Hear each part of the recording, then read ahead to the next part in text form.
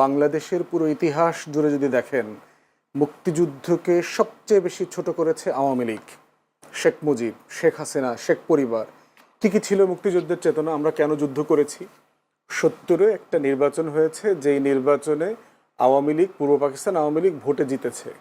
So গণতন্ত্রের মূল্যবোধ কি? আপনি তাকে ক্ষমতা দেবেন না, দিয়ে কি করলেন? একটা যুদ্ধ চাপিয়ে দিলেন। আমরা যুদ্ধ করতে গেলাম। তাহলে নির্বাচন, 69-এর গণ অভ্যুত্থান, 66-র 6 দফা, 71-এর যুদ্ধ, সব কিছুর মোদ্দা চেতনার মূল জায়গাটা ছিল কি? এই রাষ্ট্রটা একটা গণতান্ত্রিক রাষ্ট্র হবে। শেখ মুজিব দেশে ফিরে এসে সরকারের দায়িত্ব নিলেন, শপথটা পর্যন্ত পড়েন নাই নিজে। তো সে সিংহাসনে বসছে, সে কিন্তু রাষ্ট্রের প্রেসিডেন্টের দায়িত্ব নেন নাই। দ্বিতীয়ত হইল 73-এর নির্বাচনের সময় আওয়ামী লীগ এবং শেখ মুজিব যা বলেছে, 293টা সিট নিচ্ছে। জাসদকে পিটায়া পাটায়া কেন্দ্র থেকে ব্যালট হেলিকপ্টারে করে চুরি করে ঢাকা এনে গুইনা নির্বাচন ঘোষণা করছে। বঙ্গভবনে গিয়া বলছে দেশে কোনো বিরোধী দল নাই। শেখ মুজিব বলছে। যেই শেখ মুজিব বিরোধী দলের রাজনীতি করছে, যেই শেখ মুজিব 14 বছর গণতন্ত্রের জন্য লড়াই করে জেল খাটছে, সে 73-এর নির্বাচনের পরে বলতেছে দেশে কোনো বিরোধী দল নাই। সেই শেখ মুজিব বাংলাদেশে চতুর্থ সংশোধনী করে বাকশাল জাতীয় দল কায়েম করছে। সেই শেখ মুজিব বাংলাদেশে সকল পত্রিকা গণমাধ্যম নিষিদ্ধ করে দিয়েছে। সেই শেখ মুজিব দেশের সকল রাজনৈতিক দল বিলুপ্ত করে দিয়েছে, ইনক্লুডিং আওয়ামী লীগ। আওয়ামী লীগকে সে বিলুপ্ত করে দিয়েছে। তাহলে যেই কারণে আমরা 6 দফাকে আমাদের মুক্তির দলিল বলেছিলাম, যেই কারণে 69-এ গণ অভ্যুত্থান হইল, যেই কারণে পূর্ব পাকিস্তান আওয়ামী লীগকে 70-এর নির্বাচনে মানুষ ভোট দিল, যেই কারণে আপনার 71-এর যুদ্ধ হইল, লড়াইতে এই তাজউদ্দিনের প্রবাসী সরকার সবাই মিলে যুদ্ধ করলো, তার প্রত্যেকটা ফাউন্ডেশন স্টোনকে এই শেখ পরিবার, শেখ মুজিব, আওয়ামী লীগ ধ্বংস করে দিয়েছে 72 থেকে 75-এ। ঠিক একই জিনিস আপনি গত 16 বছরে দেখেন। মুক্তিযুদ্ধের চেতনা কি জিনিস? একটা রাষ্ট্র গণতান্ত্রিক হবে, এই রাষ্ট্রে স্বাধীন থাকবে, সার্বভৌম থাকবে। অথচ এই আওয়ামী লীগ দিল্লি প্রণব মুখার্জির সাথে মিটিং করে, দালালির নির্বাচন করে, ইলেকশন ইঞ্জিনিয়ারিং করে 2008-এ ক্ষমতায় আসছে। এই আওয়ামী লীগ 2014-তে একতরফা নির্বাচন করেছে, 18-তে রাতে করেছে, 24-এ দামি নির্বাচন করেছে। জাতীয় পার্টির মতো একটা জাতীয় নিরাপত্তা হুমকি এইরকম একটা দলকে সে বি টিম আকারে কাজ করেছে। যেই দলটা 81-তে হাসিনাকে এনে 82-তে নতুন কু করে দল বানায়া জিয়াউর রহমানকে হত্যা করে আওয়ামী লীগকে পুনর্বাসন করছে। তাহলে আপনি মুক্তিযুদ্ধের চেতনা কি জিনিস? আপনি অধিকারের লড়াই করেছে, তো শেখ মুজিব করেছে, 14 বছর জেলে ছিল। সেই অধিকারের প্রত্যেকটা ধারা উপধারা লঙ্ঘন করেছে হচ্ছে আওয়ামী লীগ গত 16 বছরে।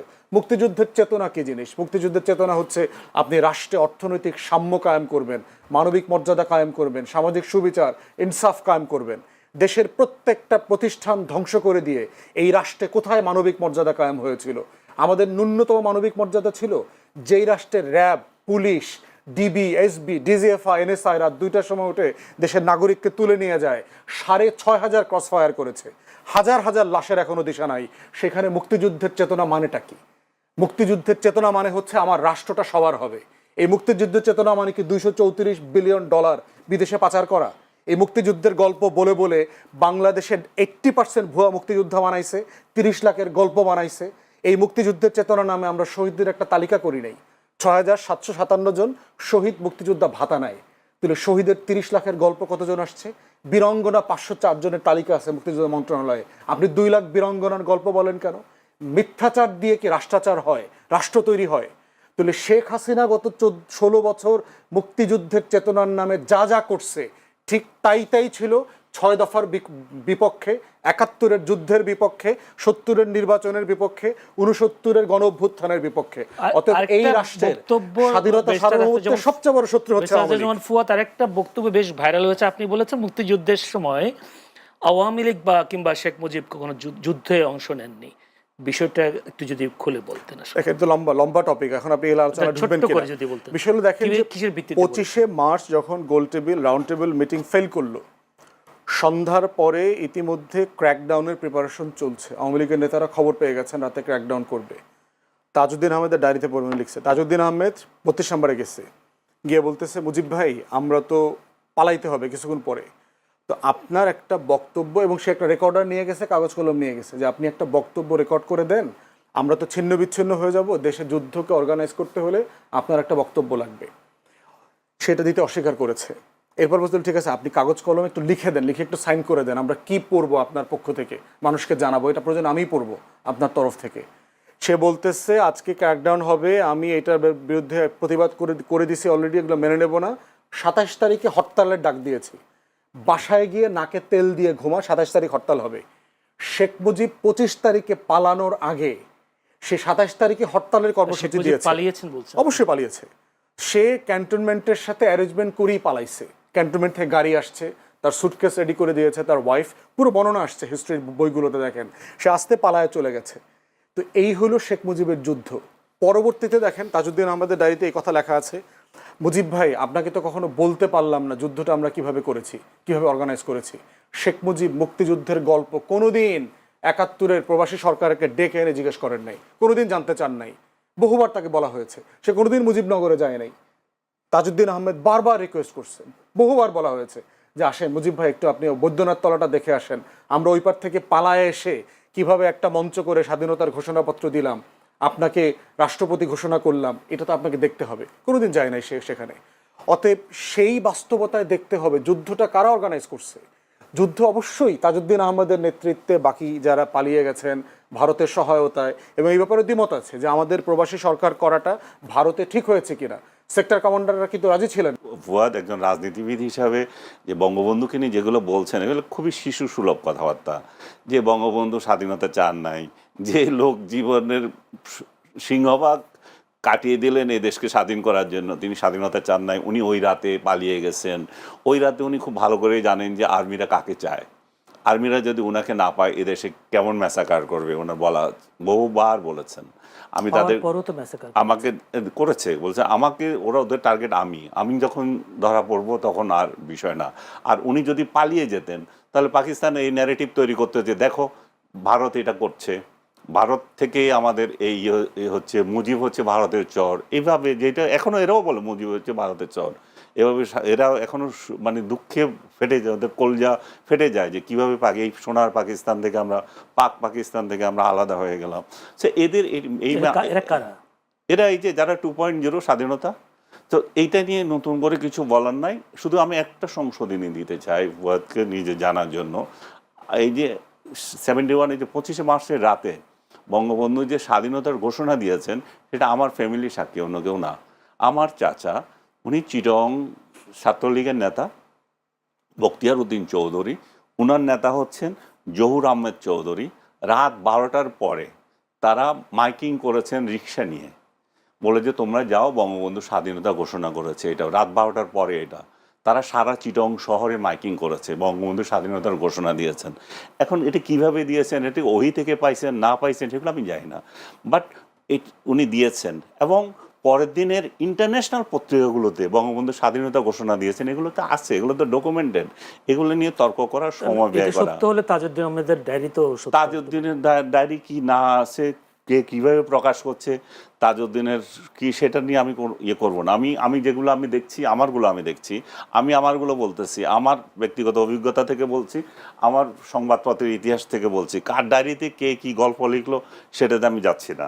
আরেকটা হচ্ছে যে আমি যেটা বলতেছে যে আর আইন শৃঙ্খলা পরিস্থিতি আমাদের মানে ও বলছে যে এমন পরিস্থিতি তৈরি হয়েছে যে মানে শেখ হাসিনা, মানে শুনলে মনে হয় যেন শেখ হাসিনা কত বছরে এই দেশটাকে ধ্বংস করে দেখেছে, কিছুই করে নাই। আমাদের যে এই সরকারের অনেক উপদেষ্টা যে বলে আমরা এটা পেয়েছি, আমাদের এটা ভিত্তি এত স্ট্রং, আমাদের অর্থনৈতিক ভিত্তি এত স্ট্রং, আমাদের ওই অর্থ উপদেষ্টা বারবার বলে থাকেন, মনে হয় যেন এগুলা মিছা কথা। এবং ডক্টর ইউনূস ধ্বংসস্তূপ থেকে উনি 71-এর স্বাধীনতা যুদ্ধের পরে মানে 72-এ ক্ষমতা নিয়েছেন, ক্ষমতা নিয়ে এখন এমন একটা বানাচ্ছেন যে কিছু, এই দেশটা কিছুই ছিল না, আর্মি ছিল না, ছিল না, উনিই বানাচ্ছেন সব কিছু, তাতে হয়ে গেছে। আমরা যেটা ছিল সেটাই চাচ্ছি এখন, এর আগে যেটা ছিল জনগণ সেটাই চাচ্ছে। এর আগে যে আইনশৃঙ্খলা পরিস্থিতি যা ছিল, বাজার করে যে বাজার খেতে পারছে সেটাই চাচ্ছে। এর আগে যে পরিস্থিতি ছিল বা নিজের বাড়িতে শান্তিপূর্ণ ঘুমানোর যে অধিকার সেটাই চাচ্ছে। আমরা এই সরকার যদি কিছু কাজ করে থাকে, গুম এবং খুন খুন তো হচ্ছে, অহরহ হচ্ছে, গুমের যে বিষয়টা ছিল, গুম কালচার, যেটা যে আয়নাঘর কালচার, এটা ছাড়া এবং ক্রস ফায়ার, দুই একটা হয়েছে ক্রস ফায়ার এবং গুম ছাড়া এই সরকারের আর কোনো দৃশ্যমান কোনো কাজ নাই। ধ্বংস কত প্রকার এবং কি কি এই সরকারের আমলে মানুষ উপলব্ধি করছে। সমাজকে যে টুকরা টুকরা করে দিয়েছে, একজনের ভাই ভাই লাগাচ্ছে, রাজনৈতিক ঘরে ঘরে রাজনীতি লাগিয়ে দিয়েছে, এই সরকারই সব করেছে। এখন এই ফুয়াদ বলছিলেন যে গতকালও একটা অর্গানাইজেশন দিয়েছে যে ৭৮% তার সরকারের মানে প্রশংসায় মানুষ উচ্ছ্বসিত। ওই অর্গানাইজেশনের একজনের সাথে কথা হয়েছে, আমার ভাইয়ের কথা হয়েছে, তারা বলছে যে প্রথম আলো তাদের এই রিপোর্ট যেটা, সেটাকে বিকৃত তারা বুঝেই নাই এটা কিভাবে উপস্থাপন করেছে, সেটাতে একটা হচ্ছে মানে ভুয়া বলে তারা প্রমাণিত, ভুল তথ্য, মানে কিভাবে জরিপ করতে হয় সেই বিশ্লেষণ তারা করতে পারে না, সেই কারণে এটা হয়েছে। আরেকটা বিষয় হচ্ছে যে এত হাস্যকর, আমি ওইটাকে আরো বলবো যে সেটা প্রেস সচিবকে পাশে নিয়ে ঘোষণা করছে। তো প্রেস সচিবকে পাশে নিয়ে যখন এই সরকারের গুণগান গাইবে কেউ বা একটা অর্গানাইজেশন জরিপ করবে, তাহলে বুঝতে হবে যে এগুলার কোথায় অরিজিনাল, এদের প্রাণভ্রমরা কোথায় এবং কেন এগুলা করতেছে। বাংলাদেশের আইন শৃঙ্খলা যখন এই পরিস্থিতিতে, এবং বলছে যে আমাদের রিজার্ভ আছে কিন্তু আমাদের ইনভেস্টমেন্ট হচ্ছে না, বাইরে থেকে আসছে না, বাইরেরটা বাদ দেন রে ভাই। আপনার আশেপাশে আপনি জিজ্ঞেস করেন যে আপনার বন্ধু বান্ধব যারা আছে তারা ইনভেস্ট করছে কিনা, তারা তো করছে না। কেন করবে? কারণ সে তো নিরাপত্তা পাচ্ছে না। ওইখানে তো চাঁদাবাজরা যাচ্ছে, ওখানে বিএনপির চাঁদাবাজ যাচ্ছে, জামাতের চাঁদাবাজরা যাচ্ছে, অন্য এনসিপির চাঁদাবাজরা যাচ্ছে। এত চাঁদাবাজকে দিয়ে তো সে ব্যবসা করতে পারবে না। আগে তো একটা চাঁদাবাজির একটা কোটা আছে যে আমি কত % চাঁদা দেবো, এখন তো 3 গ্রুপ আসতেছে, তারপরে এক দলেরও আবার 3 গ্রুপ যায়। আমি কথা বলতেছি বলে যে ভাই বিএনপি থেকেই যায় 3 গ্রুপ, কারে চাঁদা দেবো, কিভাবে করবো? এখন ইনভেস্টমেন্ট না করে তারা এইভাবে বসে আছে, এই জন্যই বসে আছে। এই জন্যই আমরা চাচ্ছি যে যেই দলই আসুক, একটা ফেব্রুয়ারিতে যে আপনারা নির্বাচনের তালবাহানা করেন না, ফেব্রুয়ারিতে নির্বাচনটা দিয়ে দেন, ডক্টর ইউনূসকে সহায়তা করেন যে একটা নির্বাচন দিয়ে একটা নির্বাচিত সরকার আসুক, দেশের মধ্যে একটা শান্তি যাতে আমরা চাই। আমরা চাই যে যেই রাজনৈতিক দলকে জনগণ পছন্দ করে, সেটা যেই আদর্শের হয়ে থাকুক, জনগণের ভোটে আসবে তারা। কিন্তু আপনারা নিশ্চিত করেন যে ভোটটা যাতে ফেয়ার হয় এবং মানুষ যাতে নিরাপদে ভোট দিতে পারে। আরেকটা বিষয় আপনারা তো ধরেই নিয়েছেন, জামাত আপনারা ছাড়া তার কাউরে আনবেন না, তবুও সুখে থাকে না আপনারা। আওয়ামী লীগের ভোট দিয়েন না, জামাতকে ভোট দিতে দিয়েন না, জামাত না, জাতীয় পার্টিকে ভোট দিতে দিয়েন না, নিজেরা ভোট করে তবু একটা সরকার আনেন, তবু একটা চেহারা আমরা দেখি যে কি ধরনের সুখের নহর আপনারা কিভাবে বয় দিতে পারেন। সেই জিনিস জাতির একটু জানার দরকার আছে। জাতি এটা এই জন্যই চায় যে তারা যে পরিস্থিতিতে পড়েছে, যেটা যে 5 আগস্টের পর থেকে যারা যে মানে আগে ছিল, এটা বলে কড়াইতে ছিল, তারপর এখন আগুনে পড়ে গেছে, এই পরিস্থিতি থেকে মানুষ উত্তরণ চায়, জনগণ উত্তরণ চায়। জনগণ, আপনারা রাজনীতি করেন, আপনাদের আরো বেশি বেশি বোঝা উচিত জনগণ কি চায়। জনগণ তো বলতেছে, আপনারা জনগণের কাছে যান না, হয়তো জনগণের কথা শুনেন না, আপনারা হয়তো একতরফা শোনেন, হয়তো আপনারা আরেকটা শ্রেণী আছে, ওই শ্রেণীর কাছে যান না, আপনারা ওই গল্পই শুনতে চান যে গল্প আপনাদের ভালো লাগে, যে ডক্টর ইউনূস শান্তিতে রেখেছে আমাদেরকে, ডক্টর ইউনূসের পরে আমরা যারা ক্ষমতায় আসবো তারাও শান্তিতে নহর বইয়ে দেবো। আরেকটা বিষয়, যেতে জুলাই সনদ নিয়ে যেই পেঁচাল চলতেই আছে, এটা ওনারা সমাধান করতে পারছে না, দিনের পর দিন বৈঠক করে। এখন হেলিকপ্টার করে, যে উড়োজাহাজে করে গেছে নিউ ইয়র্কে, সে জানি না যাওয়ার পথে সে সলা পরামর্শ কিছু করছে কিনা। ওইখানে গিয়ে 3 দলের যে নেতাকে একটা গার্ড হিসাবে নিয়ে গেছে, সেফ গার্ড, যে ডিম মারলে যাতে ওদের গায়েও পড়ে। সেই পরিস্থিতি কালকে রাত থেকে দেখতেছি, সেফ গার্ড কালকে রাতেই তো দেখতেছি, সেটা দেখা যাচ্ছে যে আওয়ামী লীগ বিএনপি রাস্তায় নেমে করছে। আগে এটা আওয়ামী লীগে করতো, এখন বিএনপি বলতেছে আমাদের মহাসচিব আসতেছে, সো আমরা তো ছেড়ে দেবো না আমাদের মহাসচিবকে অপমান করা। সো মুখোমুখি বাংলাদেশকে বহির্বিশ্বেও নিয়ে গেছে, এক ধরনের ঝগড়া ফ্যাসাদের জাতি আমরা, এটা এখন ইন্টারন্যাশনালি নিয়ে গেছে। এবং ডক্টর ইউনূস সুচারুভাবে এটা তার যাওয়ার বিদায় বলে, আমি জানি না বিদায় কিনা, মানে তার শেষ বলতে পারি এটা, ইউএন সালামকে সেশনে এটাকে বিদেশে কেন বলছেন? শেখ হাসিনার সময় তো আমরা দেখেছি শেখ হাসিনা নিউ ইয়র্ক গেলে সেখানে বিএনপির আন্দোলন আমরা করছে, দেখেছি। আবার বিএনপিও করছে। বিএনপি যখন খালেদা জিয়া ক্ষমতায় ছিল তখন করছে। আমি নিজে সেটাই। চোখে দেখে এসেছি এই কালচার। তাহলে কেবল ডক্টর ইউনূসকে দোষ দেওয়া তো ঠিক না, ডক্টর ইউনূসকে দোষ দেওয়া যে এই লেভেলে ছিল না। কারণ হচ্ছে যে ওই সময়ে তারা দেশে অন্তত কথা বলতে পারতো রাজনৈতিক দলগুলো। এখন তো এখানে তো কথা বলার কোনো শক্তি নাই দেশের মধ্যে বিরোধীদের বা বিএনপি আওয়ামী লীগের। তো তারা সর্বোচ্চ প্রয়োগটা তাহলে বাইরে করছে, এবং বাইরে তারা যে রাজনৈতিক দলগুলো যে দোকান খুলে রেখেছে, সব কটা রাজনৈতিক দল, এগুলো কিন্তু সাংবিধানিকভাবে এটাকে অ্যালাউ করে না, আমাদের আরপিওতেও এটা অ্যালাউ করে না, কিন্তু ওনারা এটা খুলেছেন বিশেষ বিশেষ প্রয়োজনে। এখন মনে হচ্ছে যে এটা যথার্থই ছিল। তাহলে কারণ হচ্ছে দেশে যখন কথা বলতে পারি না, তাহলে বিদেশে কথা বলবো। আমি জুলাই সনদের কথা বলছিলাম, যে ওনারা যে সনদটা তৈরি করছেন, যে পবিত্র গ্রন্থ বানাচ্ছেন, সেই পবিত্র গ্রন্থ লিখিত থাকলে হবে, এটা ধারণ করবে কে?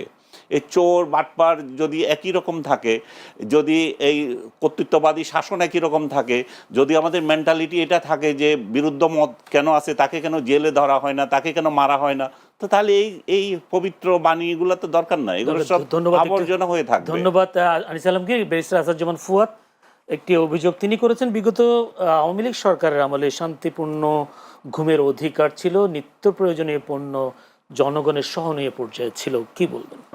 সবসময় ছিল না, বাট কিনে এটা ছিল যে কিনে শান্তিপূর্ণ ঘুম যেতে পারতো, ঘুমাইতে পারে। আরেকটা হচ্ছে যে দ্রব্যমূল্য আওয়ামী লীগ আমলেও কিন্তু অনেক বেশি ছিল, কিন্তু যেটা ভালো যে জিনিসটা ছিল, আমি যে 200 টাকায় জিনিস একটা কিনে বাড়িতে নিয়ে যেতে পারছি, আর এখন 150 টাকা কিনে আমি বাড়িতে নিয়ে যেতে পারছি না। লাভ ক্ষতি এবার আপনি হিসাব করেন।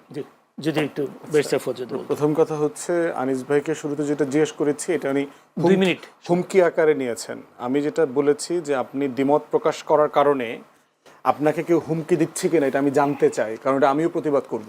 তো আনিস ভাইয়ের অলমোস্ট সব কথার সাথে আমার দ্বিমত আছে। একটা দুটা চাঁদাবাজির কথা বলছেন, এটা জেনুইন কথা। ফেব্রুয়ারিতে ভোট হওয়া উচিত, এটার সাথে একমত। আমার দল ফেব্রুয়ারিতে নির্বাচনে যাবে। বাকি অলমোস্ট সব কথাই হচ্ছে আমি আওয়ামী লীগের 16 বছরের বয়ানের একটা রিজেম্বলেন্স দেখলাম আর কি, এবং যেটার সাথে আমি রেসপেক্টফুলি ওনার সাথে দ্বিমত করছি। প্রশ্ন কথা হচ্ছে, দেখবেন যে যখনই আমরা আমাদের আজাদির লড়াইটাকে দিল্লির আধিপত্যবাদের বিরুদ্ধে নেই, এবং গণ অভ্যুত্থান যে দিল্লির আধিপত্যবাদের বিরুদ্ধে একটা লড়াই, একটা জনগণের মানে প্রচণ্ড রকম স্বতঃস্ফূর্ত প্রতিবাদ, এইটাকে আনিস ভাইরা মেনে নিতে পারছেন না। এবং ওনারা দেখবেন একটা অভিযোগ করেন প্রায়, যে আমরা এইটাকে 71-এর মুখোমুখি করছি, এইটাকে আমরা 47 মনে করতেছি।